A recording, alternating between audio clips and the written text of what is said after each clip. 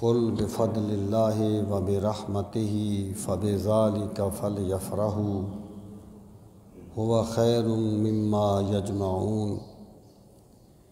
صدق اللہ مولانا العظیم وبلغنا رسولہ النبی الکریم الامین، ونحن علی ذالک لمن الشاہدین والشاکرین، والحمد للہ رب العالمین۔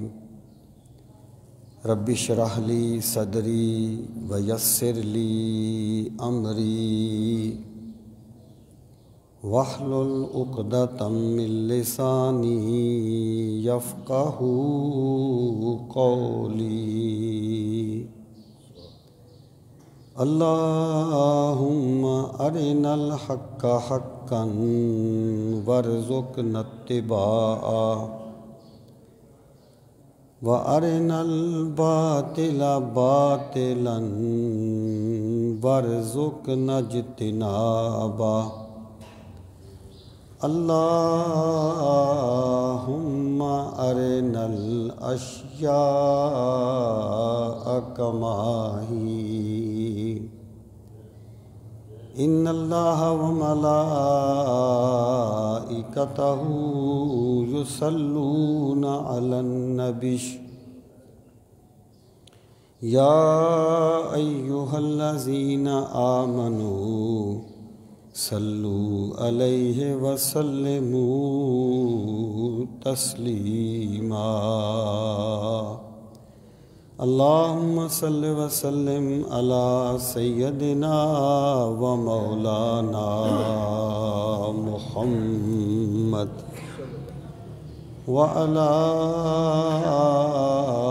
آل و اصحاب سیدنا و مولانا محمد وبارک وسلم وصلی علیہ۔ الصلاۃ والسلام علیک یا رسول اللہ وعلی آلک واصحابک یا حبیب اللہ۔ الصلاۃ والسلام علیک یا شفیع المذنبین وعلی آلک واصحابک یا رحمۃ للعالمین۔ صلی اللہ علی محمد عدد ما ذکرہ الذاکرون وعدد ما غفل عن ذکرہ الغافلون۔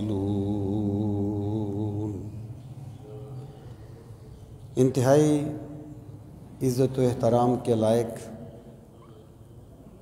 قابل تکریم معزز و محترم سامعین کرام، آج عید الفطر کا بابرکت دن ہے، اور یہ عید الفطر کا پرمسرت موقع ہے۔ اللہ تعالیٰ سب کو عید کی خوشیاں نصیب فرمائے، اور اللہ تعالیٰ سب کے روزے اور عبادات کو شرف و قبولیت بخشے۔ عید کے دن کو حدیث مبارکہ میں یوم الجائزہ بھی کہا گیا ہے کہ یہ وہ دن ہے جس دن اللہ تعالیٰ اہل ایمان کو اپنی خصوصی نعمتوں کا انعام دیتا ہے، اللہ تعالیٰ نوازتا ہے۔ میں اس مناسبت سے آپ کی خدمت میں جو گزارشات کرنا چاہتا ہوں ان کا عنوان یہ ہے کہ ایک انسان کو دائمی خوشی اور حقیقی خوشی کس طرح مل سکتی ہے، اور ایک انسان کو ایسی مسرت کس طرح نصیب ہو سکتی ہے جو وقتی نہ ہو بلکہ اس کی پوری زندگی پر حاوی ہو اور ہر وقت اسے وہ خوش و خرم رکھے۔ اس بات کو سمجھنے کے لیے ہمیں پہلے یہ بات سمجھنی چاہیے کہ خوشی یا مسرت کا اظہار یا خوشی ہمیشہ حقیقی نہیں ہوتی، کبھی کبھی وہ مجازی بھی ہوتی ہے اور اس میں ایک تکلف اور ایک تصنع پایا جاتا ہے۔ اس کی نشانی کیا ہے کہ وہ بندہ ابھی جو ہے وہ بڑی خوشی کا اظہار کر رہا ہے، لیکن یوں ہی اس کا وہ وقت ختم ہوگا تو وہ اپنے اصل غم کی طرف لوٹ جائے گا۔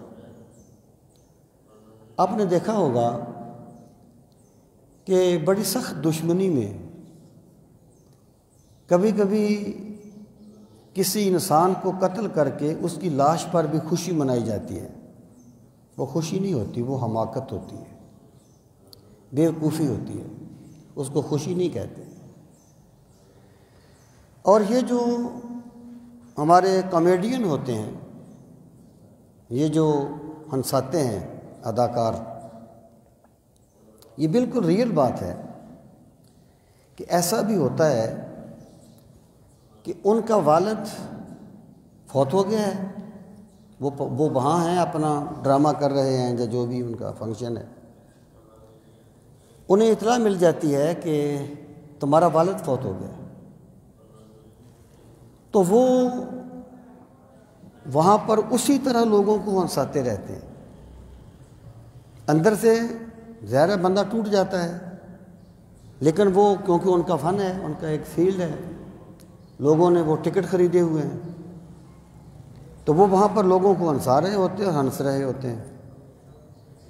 یہ خوشی فن ہے۔ پہلی خوشی حماقت تھی، یہ خوشی فن ہے۔ حقیقی خوشی وہ ہوتی ہے جو دائمی ہوتی ہے، جو وقت کے ساتھ پابند نہیں ہوتی، اور اس کا تعلق حالات کے اتار چڑھاؤ سے بھی نہیں ہوتا،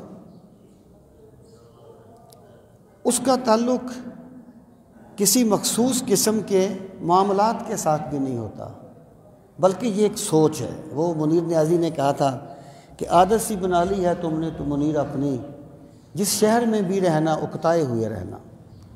جس بندے ایسا کر دیا آپ نے، ٹھیک تھا، رہنے دے، میں کر دوں گا سیٹ، پہلے ٹھیک تھا، میں پیچھے کر دوں۔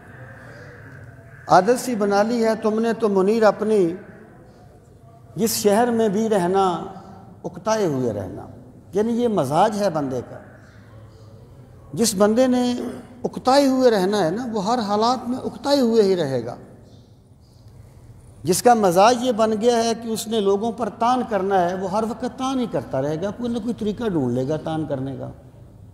میرے بھائی، اسی طریقے سے جو حقیقی خوشی ہے نا، اس کا تعلق حالات کے ساتھ نہیں ہوتا، سوچ کے ساتھ ہوتا ہے۔ ایک بندہ جب اپنی سوچ کو صحیح رخ میں ڈال لیتا ہے، تب اللہ تعالیٰ اسے وہ خوشی نصیب فرماتا ہے جو دائمی ہوتی ہے۔ حالات جیسے بھی ہوں، اس کا دل مطمئن ہوتا ہے اور وہ بڑا اپنے آپ کو ایک خوش و خرم محسوس کرتا ہے۔ اللہ رب العزت نے قرآن مجید میں ارشاد فرمایا، قُلْ بِفَضْلِ اللَّهِ وَبِرَحْمَتِهِ فَبِذَلِكَ فَلْيَفْرَحُوا۔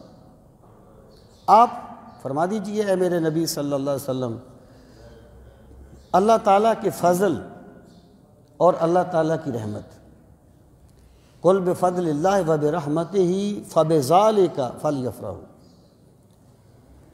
کہ اللہ تعالیٰ کا فضل اور اللہ تعالیٰ کی رحمت، پس اس کے ساتھ تم خوشی منایا کرو۔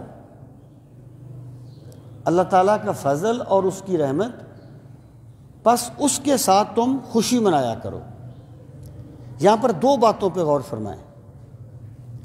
پہلی بات یہ ہے کہ یہاں پر دو لفظ آئے، ایک فضل اور ایک رحمت، پھر حکم دیا خوشی مناؤ ان کے ساتھ۔ فضل کیا چیز ہے؟ فضل کا جو لفظ ہے یہ عدل کا متضاد ہے، عدل کا اپوزٹ متضاد فضل ہے۔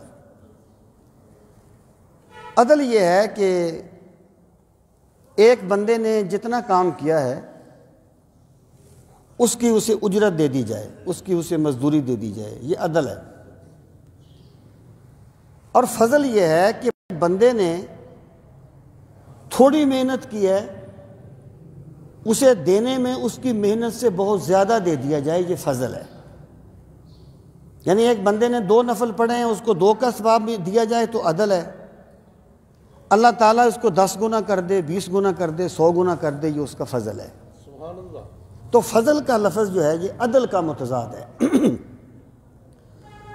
اور اللہ تعالیٰ ہمیشہ اپنے بندوں سے فضل فرماتا ہے، صرف عدل نہیں فرماتا بلکہ فضل فرماتا ہے۔ سبحان اللہ۔ عدل کریں تے تھر تھر کمبڑ اونچیاں شانہ والے، فضل کریں تے بخشے جامن میں ورگے منہ کالے۔ اللہ اپنے بندے کے ساتھ فضل کا معاملہ کرتا ہے۔ دوسری بات ہے وَبِرَحْمَتِهِ، اللہ کی رحمت۔ رحمت کا جو لفظ ہے نا یہ نکمت کا متضاد ہے، آپ عذاب بھی اس کو کہہ سکتے ہیں۔ رحمت کا لفظ عذاب کا متضاد ہے۔ اس سے مراد یہ ہے اللہ تعالیٰ کی گرفت، اللہ تعالیٰ کی پکڑ، اللہ تعالیٰ کا عذاب۔ یعنی ایک بندے کا ایک نوکر ہو، اس کا غلام ہے، وہ اس کا ایک حکم نہ مانے تو وہ اس کا جینا مشکل کر دیتا ہے۔ اور بندہ جو ہے اللہ کی دی ہوئی روزی کھاتا ہے، اللہ کی پاک دھرتی پہ چلتا ہے، اس کے کرم کے صدقے میں جیتا ہے، لیکن یہ نہ جانے اس کی کتنی نافرمانیاں کرتا ہے، لیکن میرا رب بندے سے نعمتیں چھین نہیں لیتا۔ میرا خدا بندے کی نافرمانی کے سبب اپنی رحمتیں اس سے چھین نہیں لیتا، اس پر عذاب طاری نہیں کر دیتا، بلکہ بندہ نافرمانی کرتا رہے، میرا خدا پھر بھی اس پہ فضل فرماتا رہتا ہے، اس پہ رحمت فرماتا رہتا ہے۔ تو یہاں پر 2 چیزوں کا ذکر فرمایا کہ لوگوں اللہ کے فضل اور اللہ کی رحمت کے ساتھ خوشی منایا کرو۔ اب دیکھیے یہ جو خوشی ہوتی ہے یہ ایک کیفیت ہے، یعنی ایک بندے کو آپ نے کہا بیٹھ جا، وہ بیٹھ گیا، کھڑا ہوتا کھڑا ہو گیا، پاسبل ہے نا اس کے لیے۔ ایک بندے سے آپ کہیں خوش ہو جا، وہ کیسے خوش ہوگا؟ بھی یہ تو ایک کیفیت ہے، کوئی سبب ہوگا تو خوش ہوگا نا۔ ایک بندے سے آپ کہیں خوش ہو جا بھائی، وہ کیسے خوش ہوگا بھائی؟ کوئی بات ہوگی تو خوش ہوگا نا، بیٹھنے اٹھنے کی طرح تو عمل نہیں ہے یہ تو ایک کیفیت ہے، اور یہ تو بندے کے اختیار میں نہیں ہے۔ تو اگر آپ آیت میں غور کریں گے نا اس پہ ربط پہ، بات بڑی واضح ہے۔ اس کا مطلب یہ ہے کہ اے بندو تمہاری جو ٹینشن ختم ہوگی اور تمہیں جو ایک فرحت ملے گی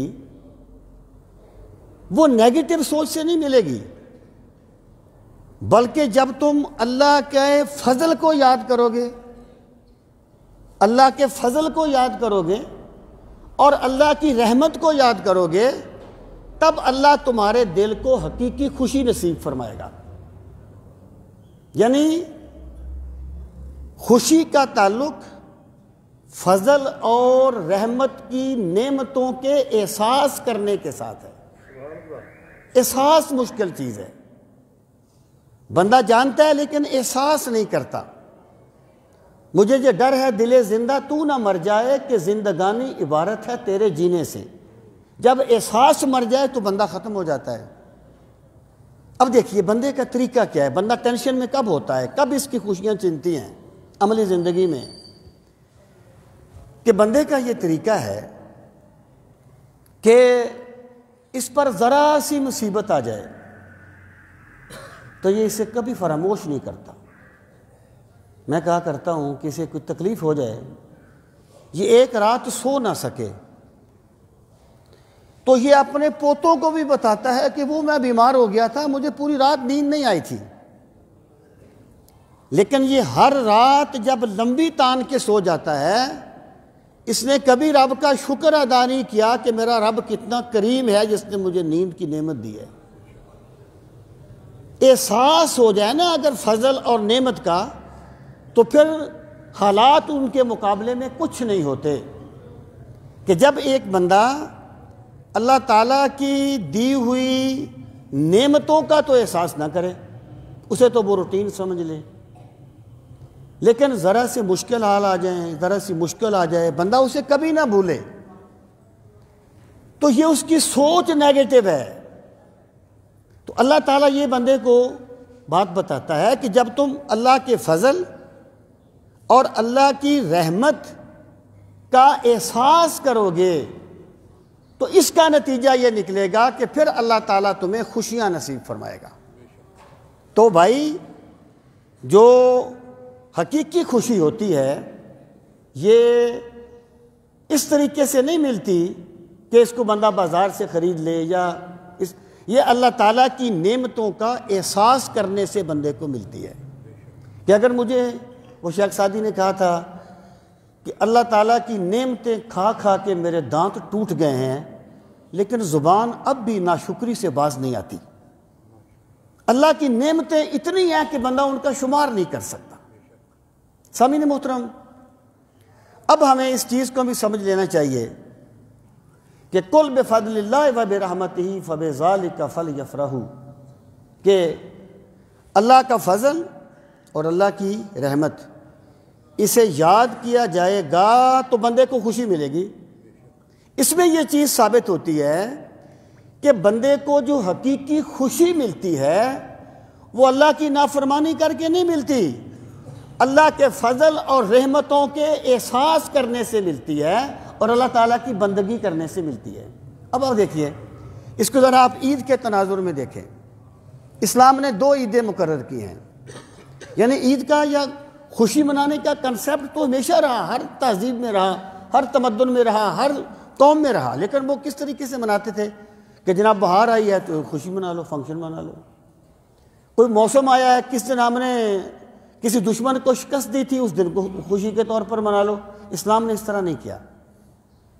اگر آپ غور کریں گے 2 عیدیں رکھی ہیں اسلام نے، اور دونوں عیدیں اللہ تعالیٰ کی خاص بندگی میں کامیابی کے بعد رکھی گئی ہیں۔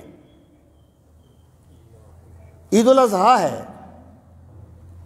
کیوں رکھی گئی کہ جب حضرت ابراہیم نے اپنے مولا کے حکم پہ اپنے بڑھاپے کی آخری عمر میں اپنے نوجوان بیٹے کے گلے پر چھری پھیرنے کا امتحان پورا کر لیا، اللہ پاک نے فرمایا اب خوشی مناؤ، تم نے بندگی کا حق ادا کر دیا ہے۔ اور یہ جو عید ہے، روزے رکھے ہیں، اللہ کی بندگی کی ہے، اتنی عبادات جتنی بندہ پورا سال نہیں کرتا اس مہینے میں کرتا ہے۔ تسلسل رہنا چاہیے، بہت اچھی بات ہے، میں گراؤنڈ ریئلٹیز کی بات کر رہا ہوں، کرتا ہے۔ تو اس موقع پہ اللہ تعالیٰ نے خوشی منانے کا حکم دیا ہے کہ یہ تمہارے لیے عید کا دن ہے۔ تو ہمیں یہ چیز ثابت ہوتی ہے کہ جو بندے کو حقیقی خوشی ملتی ہے وہ کسی کا حق مار کے نہیں ملتی، وہ کسی کو ذلیل کر کے نہیں ملتی، وہ کسی پہ ظلم کر کے نہیں ملتی۔ بڑا وہ نہیں ہوتا جو دوسروں کو دبا کے بڑا ہو جائے، بڑا وہ ہوتا ہے جسے میرا اللہ بڑا کر دیتا ہے۔ انسان کو عظمت دوسروں کو ذلیل کرنے سے نہیں ملتی، دوسروں کا احترام کرنے سے ملتی ہے۔ خوشی دوسروں کو گرانے سے نہیں ملتی، کھڑا کرنے سے ملتی ہے۔ پھر آپ دیکھیے، جیسے میں نے شروع میں کہا نا کہ خوشی جو ہے وہ تصنع ہوتی ہے اور عاجزی ہوتی ہے۔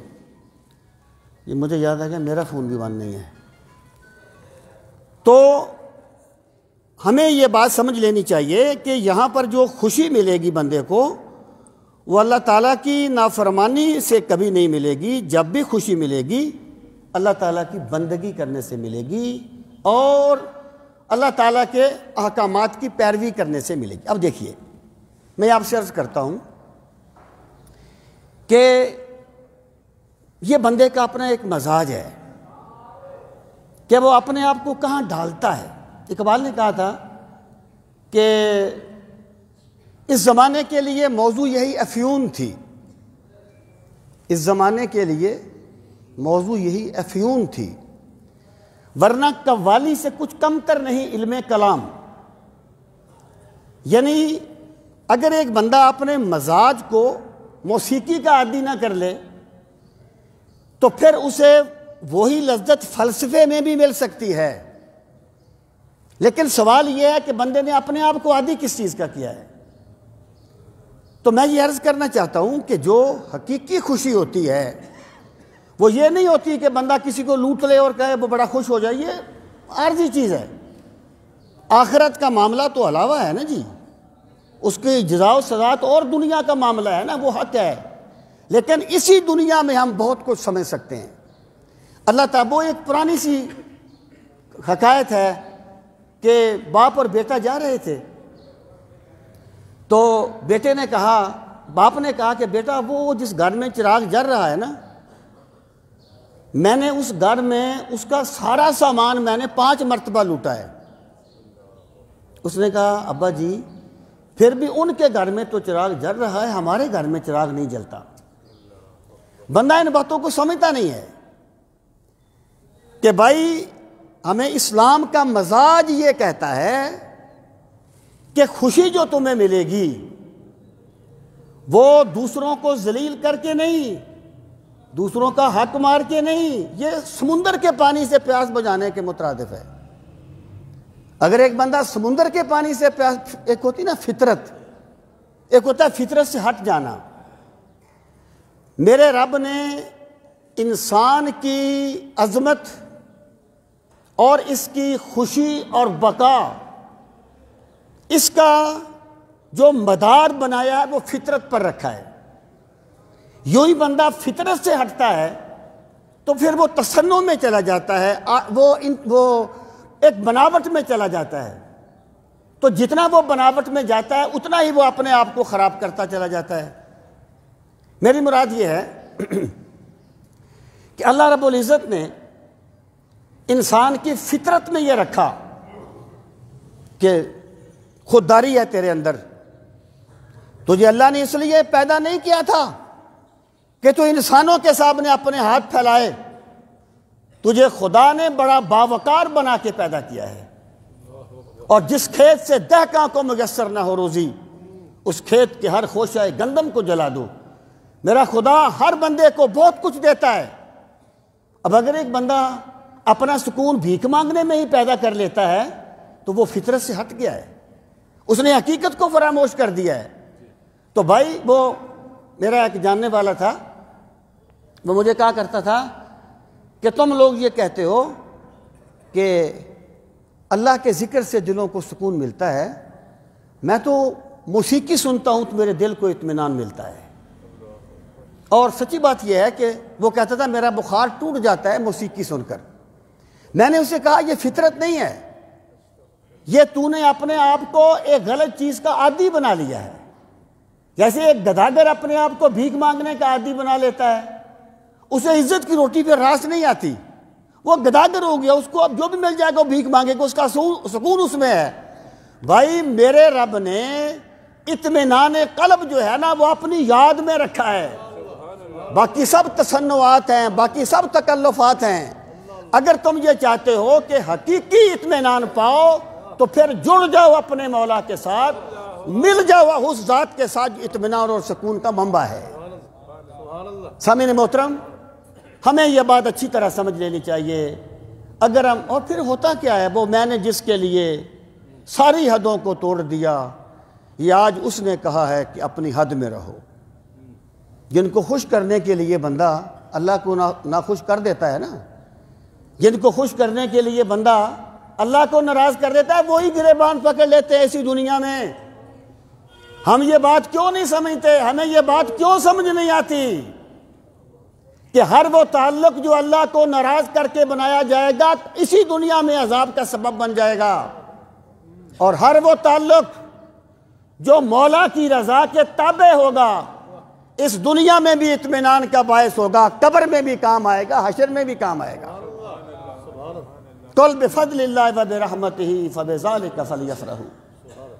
سامعین محترم، حقیقی خوشی پانے کے لیے ایک اور چیز پہ ہمیں اچھی طرح اس پہ غور کر لینا چاہیے، وہ یہ ہے کہ اللہ اپنے بندے کے ساتھ ویسا ہی معاملہ کرتا ہے جیسے بندہ دوسرے بندوں کے ساتھ کرتا ہے۔ اللہ اپنے بندے کے ساتھ ویسا ہی معاملہ کرتا ہے جیسے بندہ دوسرے بندوں کے ساتھ کرتا ہے۔ حضرت ابو درداء رضی اللہ تعالیٰ عنہ نے سنا کہ ایک صحابی کے پاس، وہ مصر میں آ کے آباد ہو گئے تھے، رسول کریم صلی اللہ تعالیٰ علیہ وآلہ وسلم کی ایک حدیث پاک وہ روایت کرتے ہیں۔ اونٹ پر سوار ہوئے، 2 مہینے کا سفر کر کے یہ حدیث پاک سننے کے لیے مصر میں آئے۔ یہ حدیث پاک سننے کے لیے، یہ علم کی طلب ہے۔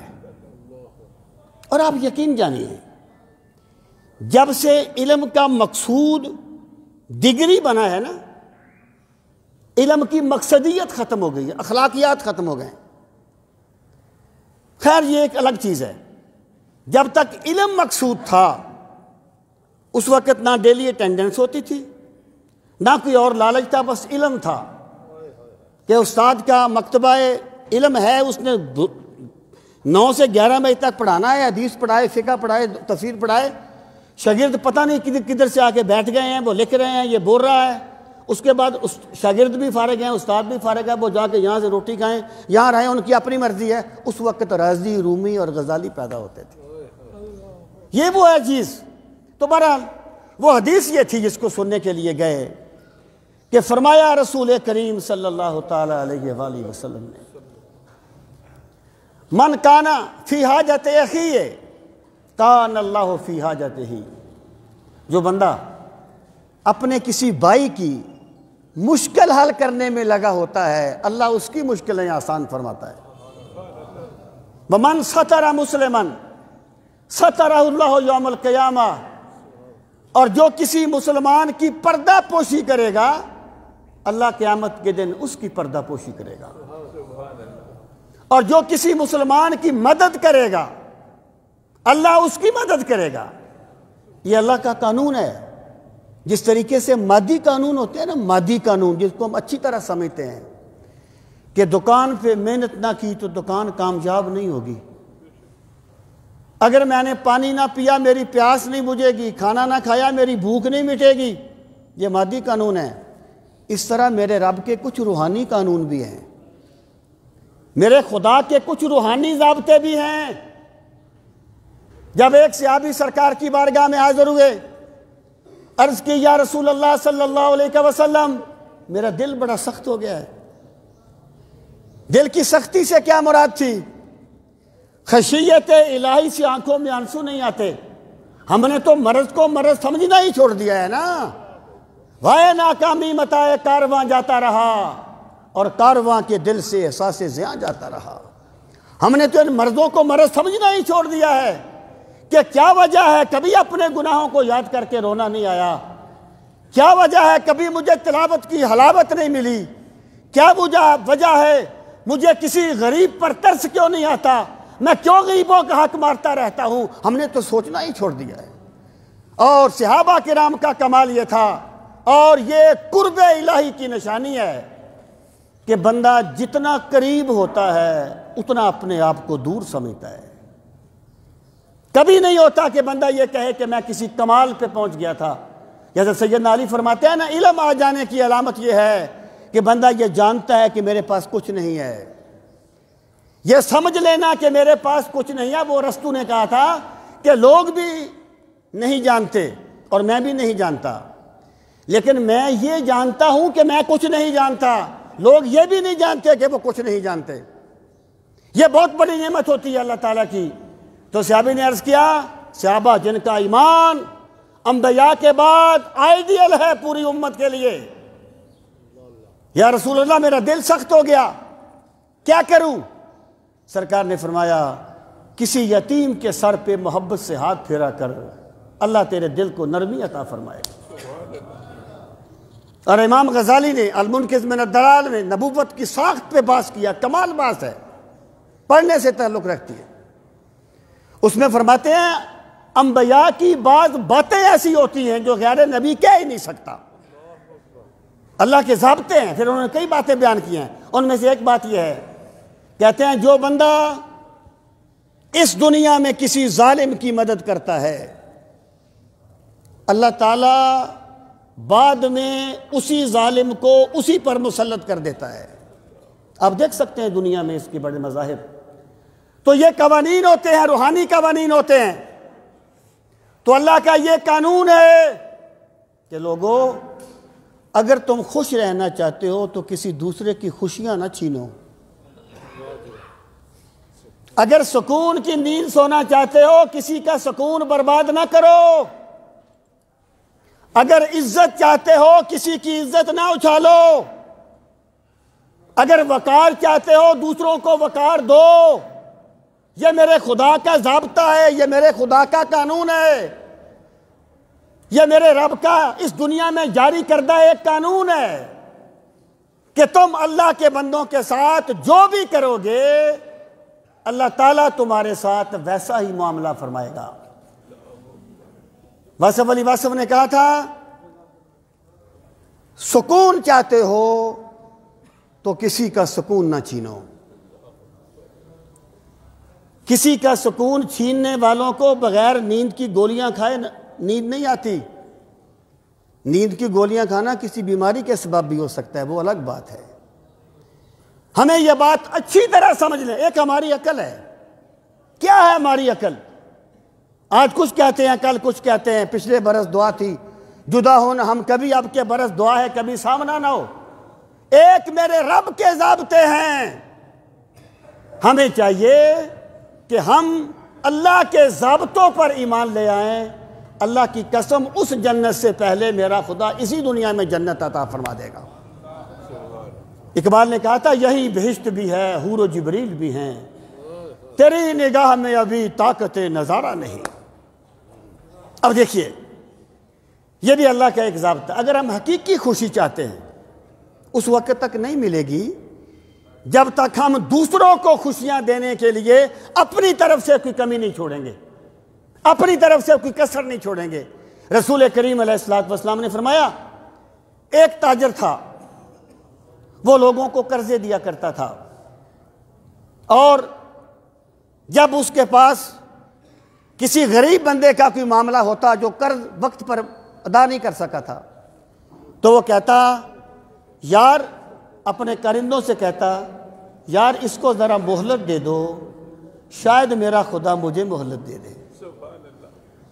ہمیں یہ بات سمجھ لینی چاہیے کہ جتنا کوئی بندہ ہمارے سامنے بے بس ہے، ہم اس سے کئی گنا اپنے رب کے سامنے بے بس ہیں۔ اگر آج کوئی ہمارے سامنے بے بس ہے، وہ دن آئے گا جب ہم بھی کسی کے سامنے بے بس ہوں گے۔ اگر ہم یہ چاہتے ہیں اس بے بسی میں ہماری مدد کی جائے تو ہمیں بھی کسی بے بس کی مدد کرنی چاہیے۔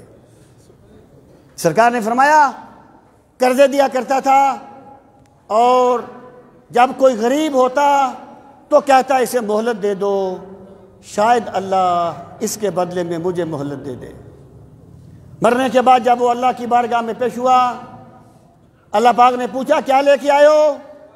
کہنے لگا مولا عورتوں کی نیکی نہیں ہے، تیرے بندوں کو نرمی دیا کرتا تھا، مہلت دیا کرتا تھا۔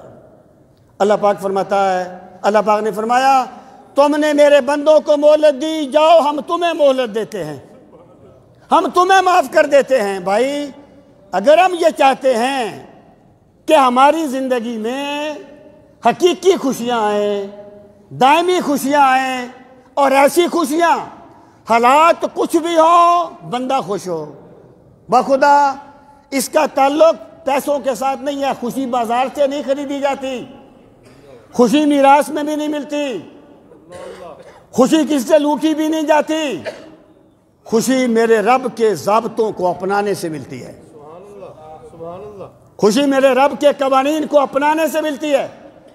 تو حقیقی خوشی بندے کو اس وقت ملتی ہے جب ایک بندہ دوسروں کی خوشیاں نہیں چھینتا، جب دوسروں کو سکھ دیتا ہے تو میرا خدا اس کی زندگی میں سکھ لاتا ہے۔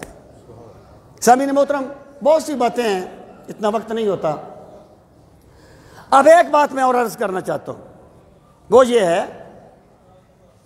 کہ حقیقی خوشی اس بندے کو نہیں مل سکتی جس بندے نے اپنی سوچ کو نیگیٹو کر لیا ہے۔ پھر میں عرض کروں گا کہ خوشی کا تعلق اتنا حالات سے نہیں ہوتا جتنا سوچ کے ساتھ ہوتا ہے۔ حالات کچھ ہوں لیکن اس کا تعلق بندے کی کیفیات کے ساتھ ہے۔ حضرت حاجی امداد اللہ مہاجر مکی رحمت اللہ تعالی علیہ کے ملفوظات میں ہے کہ جب حضرت ایوب علیہ السلام بیمار ہوئے، اور یاد رکھنا وہ جو ہے نا کہ ان کے بدن میں استغفر اللہ کیڑے پڑ گئے تھے اور انہیں اٹھا کے شہر سے باہر لوگوں نے استغفر اللہ، یہ بات نہیں ہے۔ میرا رب اپنے انبیاء کے وقار پہ حرف نہیں آنے دیتا۔ انبیاء کو ایسی بیماری نہیں لگتی جس سے لوگ نفرت کرتے ہوں، بیماری لگی ہے لیکن یہ نہیں ہے، یہ بنی اسرائیل کی روایات ہیں۔ بہرحال ان پر کوئی بیماری آئی، بعد میں ٹھیک ہو گئے۔ ایک دن جبریل امین نے پوچھا کہ جب بیمار تھے وہ وقت بہتر تھا یا اب صحت والا وقت بہتر ہے؟ یہ میں بتانے لگا ہوں خوشی ہوتی کیا ہے۔ انہوں نے فرمایا دونوں میرے رب کی نعمتیں ہیں، اگر بخشے زہے قسمت نہ بخشے تو شکایت کیا، سرے تسلیم خم ہے جو مزاج یار میں آئے۔ کسی محبت کرنے والے سے پوچھو کہ محبوب پتھر مارے تب بھی لطف آتا ہے، وہ پھول مارے تب بھی لطف آتا ہے، یہ تو محبت کے معاملے ہیں۔ تو انہوں نے فرمایا دونوں اللہ تعالیٰ کی طرف سے تھی، لیکن جب میں بیمار تھا نا، میں رات کو کھانستا تھا، تکلیف میں ہوتا تھا، تو میرے رب کی آواز آتی تھی، میرے بندے ایوب تیرا کیا حال ہے؟ اتنی لذت ہوتی تھی اس بات میں کہ پوری رات کیفیت میں گزر جاتی تھی۔ پھر صبح کا وقت آتا، میرے کریم رب کی آواز آتی، ایوب تیرا کیا حال ہے؟ اتنی لذت ہوتی تھی، پورا دن کیفیت میں گزر جاتا تھا۔ حالات کیا ہیں، قلبی کیفیت کیا ہے؟ تو میرے بھائی خوشی جو ہے یہ قلبی کیفیت سے ملتی ہے، یہ لوگوں کا مال چھیننے سے نہیں ملتی ہے، ہمیں یہ بات سمجھ لینی چاہیے۔ اور اس کا سبب کیا ہے؟ بندہ اپنی سوچ کو پازیٹو کر لے، اپنی سوچ کو مثبت کر لے کہ اگر ایک بندے نے اس کے ساتھ کوئی زیادتی بھی کی ہے، دیکھیں اس دنیا، وہ عربی کے ایک شعر میں آپ کو سناتا رہتا ہوں کہ عش واحدن اوصل اخاک فانہ مکارف ذنب مرتن و مجانب، کہ یا اکیلا رہے یا پھر اپنے دوست کو، اپنے بھائی کو معاف کرنا سیکھ لے، یا اکیلا رہے یا اپنے بھائی کو معاف کرنا سیکھ لے، کیونکہ تیرا دوست، تیرا بھائی کبھی کوئی بات تیرے مزاج کے مطابق کرے گا، کبھی تیرے مزاج کے خلاف کرے گا۔ یہ نہیں ہو سکتا آپ کا کوئی بھی جاننے والا ہر بات میں آپ اس سے متفق ہوں۔ تو بندے کو چاہیے کہ سوچ کو مثبت کرے۔ اختلاف ہے، بسا اوقات بہت قریبی بندے سے کوئی اختلاف ہو جاتا ہے تو بندہ اس کی کوئی توجیہ کرے. سیدنا فاروق اعظم فرمایا کرتے تھے اگر تیرے دوست میں کوئی خامیاں پائی جائیں تو اس وقت تک ان کی کوئی توجیہ کرتا رہے جب تک تیرے لیے ممکن ہو. یعنی تو کیا ہے شاید جسے بات سمجھ نہ آئی ہو اس لیے اس نے یہ بات کر دی ہے. اب دیکھیے رسول کریم صلی اللہ تعالی علیہ وآلہ وسلم نے جب آپ غزوہ احد میں تھے تو آپ کا چہرہ مبارک زخمی کیا گیا, آپ کے دندان مبارک زخمی ہوئے. لوگوں نے کہا ذرا سیرت کے اس پہلو پہ ہمیں غور کرنا چاہیے. لوگوں نے کہا یا رسول اللہ صلی اللہ علیہ وسلم دعا فرمائیے اللہ انہیں تباہ کر دے. تو سرکار نے اپنے ہاتھ مبارک اٹھائے, دعا مانگی, اللہم اہد قومی فإنہم لا یعلمون. میرے مولا میری قوم کو ہدایت دے دے, یہ مجھے جانتے نہیں ہیں. اور بھائی جس سے اختلاف ہو اسے معذور جان لینا بھی سرکار مدینہ کی سنت ہے. یہ پازیٹو سوچ ہے. جو بندہ انتقامی نفسیات میں جیتا ہے وہ کبھی سکھ کی نیند نہیں سوتا. سکھ کی نیند میرا خدا اسے دیتا ہے جس کی سوچ مثبت ہو جاتی ہے اور جو بندوں کو معاف کرنے کا ملکہ اور صلاحیت اپنے آپ میں پیدا کر لیتا ہے. سامعین محترم, اگر ایک بندے کو یہ سوچ مل گئی پھر حالات جیسے بھی ہوں گے وہ بندہ ایک خوشی, مسرت اور کیفیت محسوس کرے گا. سیدنا عیسیٰ علیہ السلام گزر رہے تھے یروشلم کی گلی سے. ایک یہودی نے آپ کو برا بھلا کہا, آپ نے اس کو دعا دی. لوگوں نے کہا اس نے تو آپ کو گالیاں دی ہیں, آپ اسے دعا دیتے ہیں. آپ نے فرمایا بندہ وہی دیتا ہے جو اس کے پاس ہوتا ہے. اس کے پاس گالیاں تھی, اس نے گالیاں دے دی, میرے پاس دعا تھی, میں نے دعا دے دی. اور بھائی اگر برے کے ساتھ برا معاملہ ہی کرنا ہے تو پھر فرق کیا رہ گیا اچھے برے میں؟ پھر اچھے برے میں تفریق کیا رہ گئی؟ جس کو آپ برا کہتے ہیں اس جیسے کام ہم کیوں کریں؟ تو جس بندے کی سوچ پازیٹو ہو جائے, جس بندے کی سوچ مثبت ہو جائے, اس بندے کو میرا خدا دائمی خوشی عطا فرما دیتا ہے. وہ جیسے بھی حالات ہوں ایک مسرت میں ہوتا ہے اور ایک خوشی میں ہوتا ہے. سامعین محترم, اب آپ دیکھیے میں آپ کو ایک بات بتاتا ہوں, پھر اس سے ہمیں ایک بات کو سمجھتے ہیں. ایک کہانی سی ہے, کہتے ہیں ایک بندے کے 3 بچے تھے. وہ جب کوئی ان کو کچھ چیزیں وغیرہ لا کے دیتا, جیسے یہ بچوں کو دیتے ہیں ٹافیاں وغیرہ, تو بڑے کو دے دیتا. تو وہ کہتا ابھی اس کو تقسیم کر دو, تم تقسیم کر دینا چھوٹوں میں. تو کسی نے اس سے پوچھا کہ تم یہ بڑے کو کیوں دے دیتے ہو, خود تقسیم کیوں نہیں کرتے؟ اس نے کہا یار وہ چھوٹے ہیں زیادہ, یہ ذرا سمجھدار ہے, میں اس کو دے دیتا ہوں تو یہ باقیوں میں بھی تقسیم کر دیتا ہے. اس نے کہا اگر کبھی تمہیں یہ پتہ چلے کہ یہ صحیح تقسیم نہیں کر رہا پھر تم کیا کرو گے؟ اس نے کہا پھر میں اس کو نہیں دوں گا, کسی اور کو دے دوں گا.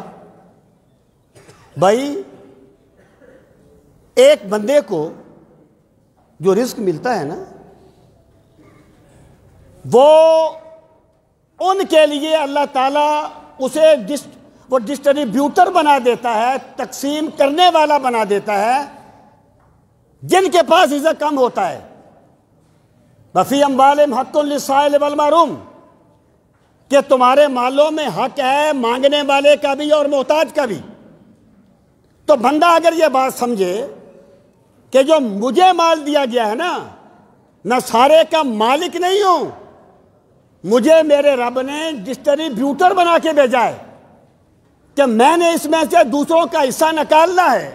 آپ یقین جانیے کہ کہ ایک بندہ ہے وہ چوری کرتا ہے، اس کو خوشی ہوگی کہ میں نے پیسے لوٹ لیے ہیں، لیکن ایک بندہ جو اپنی خون پسینے کی کمائی رات کی تاریکی میں کسی یتیم کے ہاتھ پہ رکھ دیتا ہے نا، اس کو جو خوشی ہوتی ہے اس کا تو تصور نہیں کیا جا سکتا۔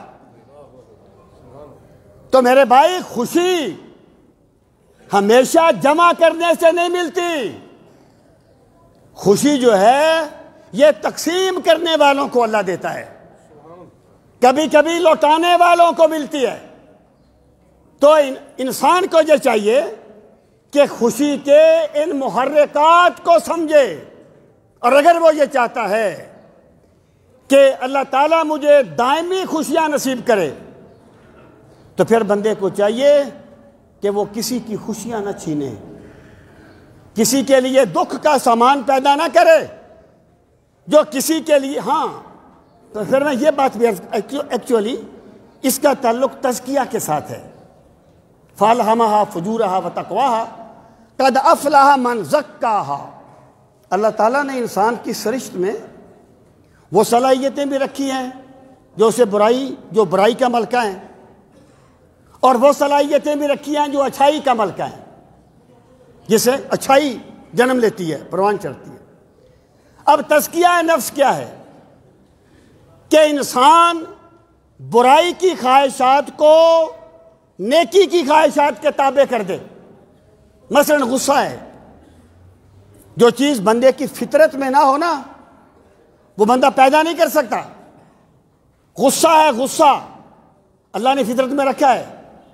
اگر بندہ غصے میں آ کر کسی بے گناہ کو گالیاں دے دیتا ہے، غصے میں آ کے کسی کا حق مار دیتا ہے، کسی کی توہین کر دیتا ہے، اس نے نیگیٹو استعمال کیا ہے۔ اگر اس بندے کا غصہ حق کے تابع ہو جائے کہ غصہ ہوگا تو رب کے لیے ہوگا، تو پھر اس نے اپنا تزکیہ کر لیا ہے، پھر اس نے اپنا نفس کی تطہیر کر لی ہے۔ سیدنا فاروق اعظم کا غصہ بڑا مشہور ہے۔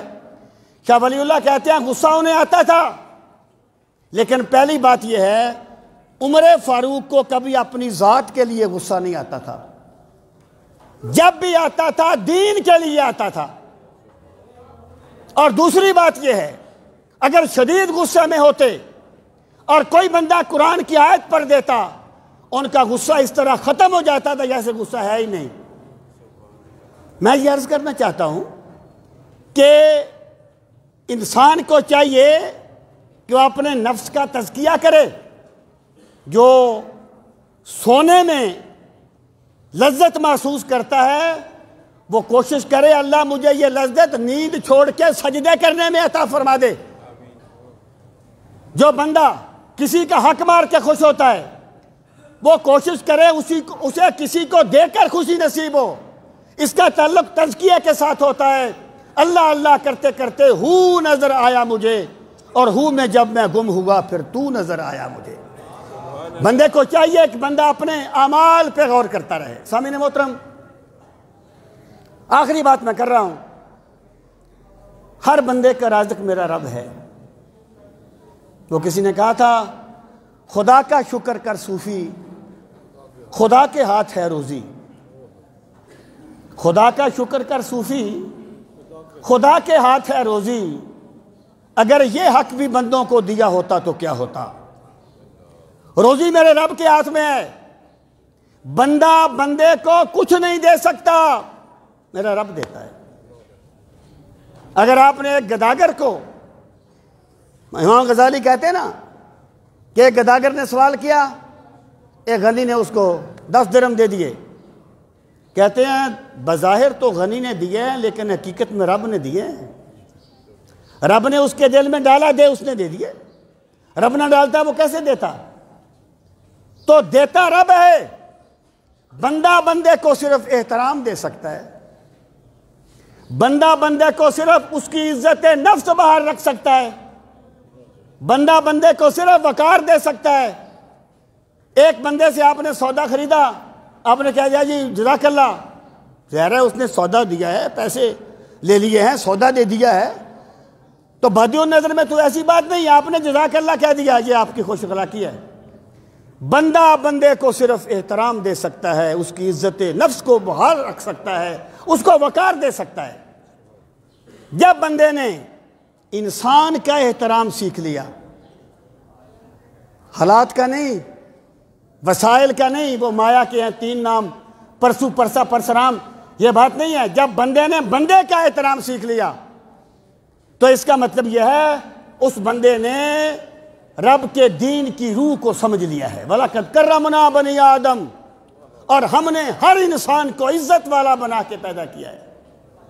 یہ دنیا ہے میرے بھائی، یہاں اختلاف مراتب ہے، یہاں پر کوئی بادشاہ ہے، کوئی دربان ہے، لیکن جو دربان ہے وہ بھی تو انسان تو ہے نا، جو گداگر ہے وہ بھی انسان تو ہے، جو آپ کا غلام ہے وہ بھی انسان تو ہے۔ تو انسان کو چاہیے کہ وہ انسان کو عزت دے، اللہ اسے عزتیں دے گا۔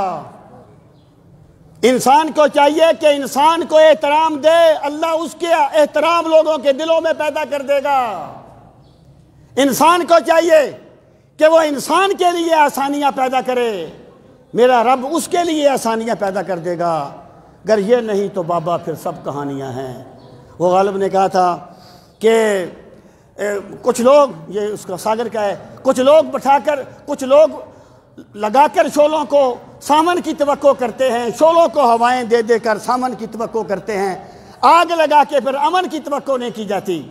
تو انسان کو حقیقی خوشی اس وقت ملتی ہے جب ایک انسان دوسروں کے لیے خوشیاں بانٹتا ہے، دوسروں کی عزت نفس بحال کرتا ہے، اور دوسروں کے ساتھ اختلاف بھی ہو جائے، اخلاق کو نہیں بھولتا، ایسے بندے کو میرا خدا دائمی خوشیاں نصیب فرماتا ہے۔ سامعین محترم، میں لیٹ نہیں کروں گا، ٹائم ہو رہا ہے۔ تو 2 رکعت نماز عید الفطر واجب 7 6 زائد تکبیروں کے، بندگی اللہ تعالیٰ کی، منہ طرف خانہ کا